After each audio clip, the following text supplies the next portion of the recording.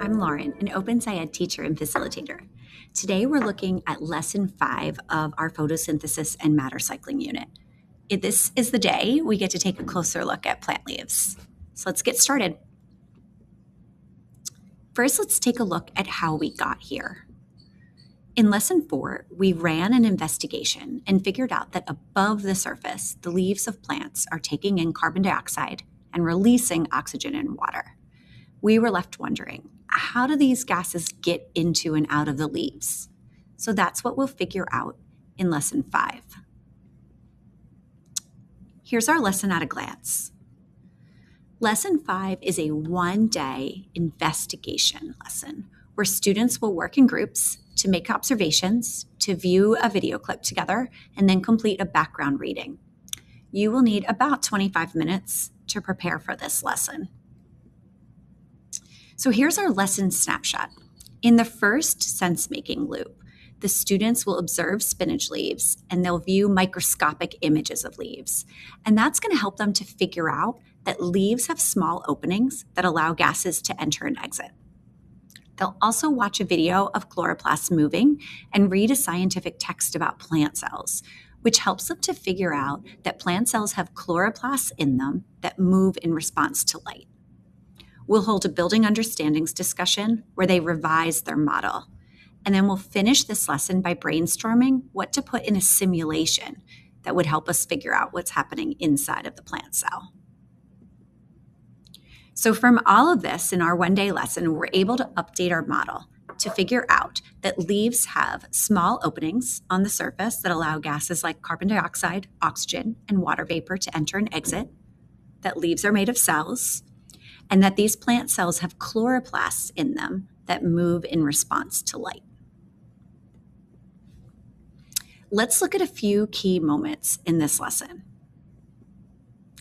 So one key moment is part 2, when students are using hand lenses to examine leaves. They'll notice certain structures and have ideas about their functions, but the powerful piece here is that students will recognize we need to zoom in even further. We have to go to a different scale. And this motivates looking at microscopic images. Microscopic images are provided for the students to look at. The students will see the stomata, those openings that will let gases in and out, and they'll also see these green circles, and they'll want to know what the green circles are.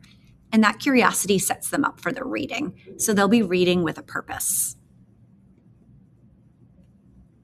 In part 5, we have another key moment. This is when the students gather in a scientist circle to share what they've figured out so far and to update our model. So the goal here in this discussion is to really highlight the uniqueness of these plant cell structures, especially the chloroplasts. We know from the reading that the chloroplasts are somehow related to light. So we'll end this discussion with more questions about the role of the chloroplasts and set up our navigation to the next lesson.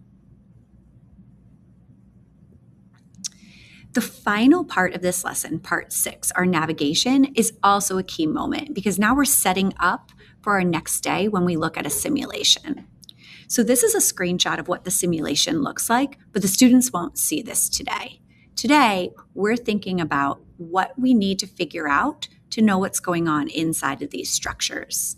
So we'll introduce the use of a simulation. Tomorrow, we're going to use a simulation, see if that helps us figure it out. That's a tool that's going to help us visualize it. And this is where the students have an exit ticket that asks them to think about, okay, we're making a simulation or we're using a simulation. What inputs would we want to make sure are part of the simulation? What outputs? And what specific plant structures would we need? This exit ticket serves as a formative assessment for your students. Not only is it going to get them thinking about what they would want in a simulation, but it gives you as a teacher a really quick, good read on, are they understanding what the important inputs are, outputs are, and the structure that's required here.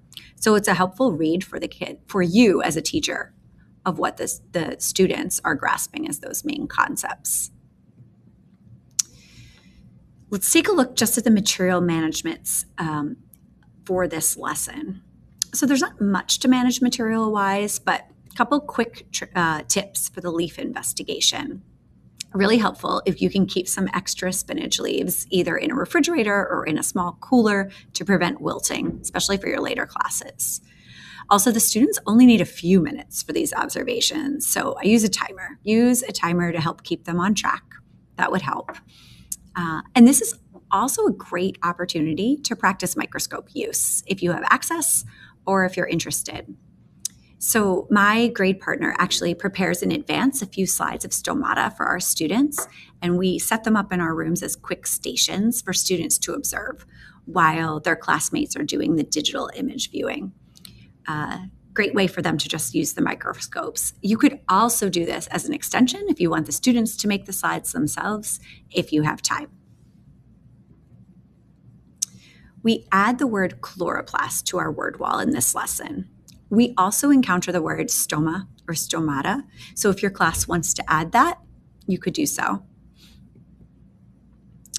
During this lesson, we're going to revise our model, adding in those specific structures of the chloroplast into the leaves. So we'll be using that revised model, and then we'll come back to it in our next lesson when we zoom in even more on the chloroplasts. So that is it for lesson 5. We leave this lesson after looking at our leaves, brainstorming what belongs in a simulation to learn more. And that simulation is going to be the focus of lesson 6. So see you there.